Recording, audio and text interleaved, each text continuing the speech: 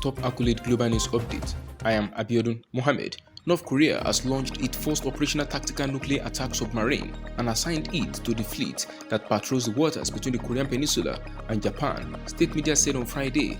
Submarine number 841, named Hero Kim Kun Ok, after a North Korean historical figure, will be one of the main underwater offensive means of the naval force of North Korea, leader Kim Jong Un said at the launch ceremony on Wednesday. Analysts said the vessel appears to be a modified Soviet-era Romeo-class submarine, which North Korea acquired from China in the 1970s and began producing domestically. Its design, with 10 launch tube arches, showed it was most likely armed with ballistic missiles and cruise missiles, analysts said, but such weapons won't add much value to the North's more robust land-based nuclear forces because the aging submarines used as the core of the new design are relatively noisy, slow, and have limited range, meaning they may not survive as long during a war, said Van Diepen, a former US government weapons expert who works with the 38 North project in Washington. South Korea's military said that the submarine didn't appear ready for normal operations and that there were signs North Korea was attempting to exaggerate its capabilities.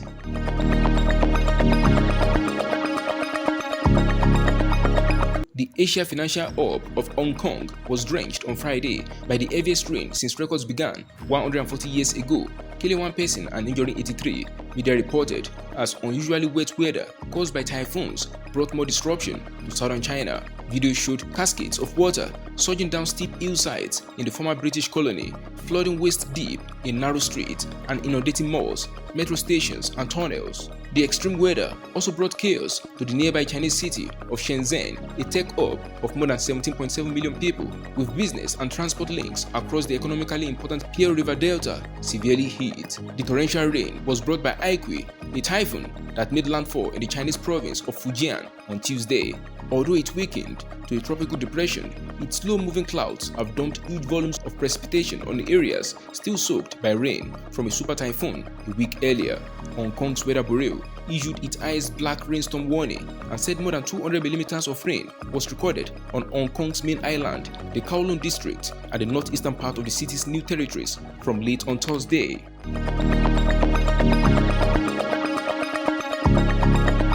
Cuban authorities said they had arrested 17 people on charges related to a ring of human traffickers that allegedly lured young Cuban men to serve in the Russian military amid the Ukraine conflict. Cuba earlier this week revealed authorities were working to neutralize and dismantle the network, which it said operated both on Cuban soil and in Russia.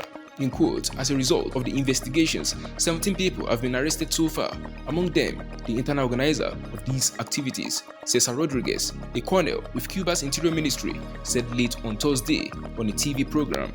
Rodriguez did not name any of those accused of participating in the ring, but said the group's leader relied on 2 people residing on the island to recruit Cubans to fight for hire on behalf of Russia in Ukraine.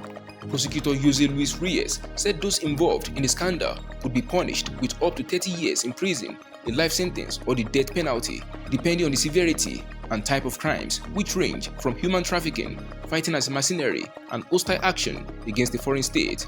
Russia, which has strong political ties with communist-run Cuba, has long been an important destination for Cuban migrants seeking to escape economic stagnation at home.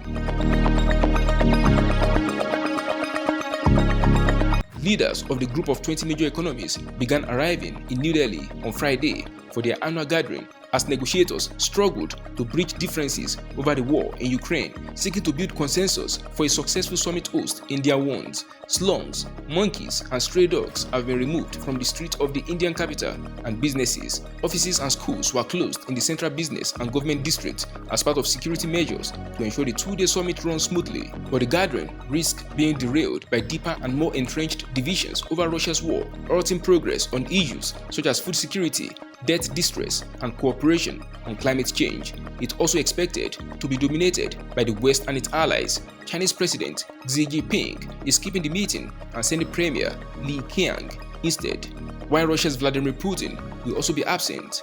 The summit will still be the most high-powered gathering ever in India, with US President Joe Biden, German Chancellor Olaf Scholz, French President Emmanuel Macron, Saudi Arabia's Mohammed bin Salman, and Japan's Fumio Kishida, among others, confirming participation.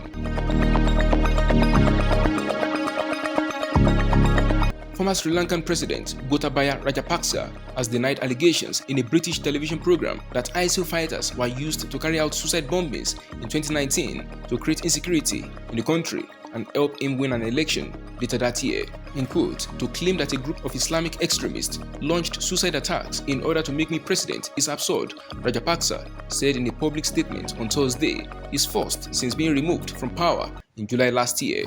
He said the documentary on Britain's Channel 4 television was, in quote, mostly an anti-Rajapaksa tirade.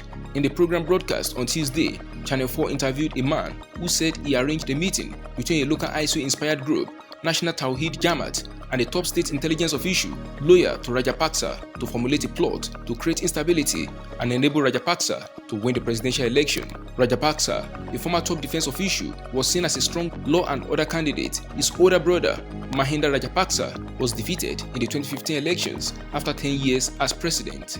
National Tawhid Jamaat is accused of carrying out 6 suicide bomb attacks on Easter Sunday in 2019, which targeted churches and tourist hotels and killed 269 people.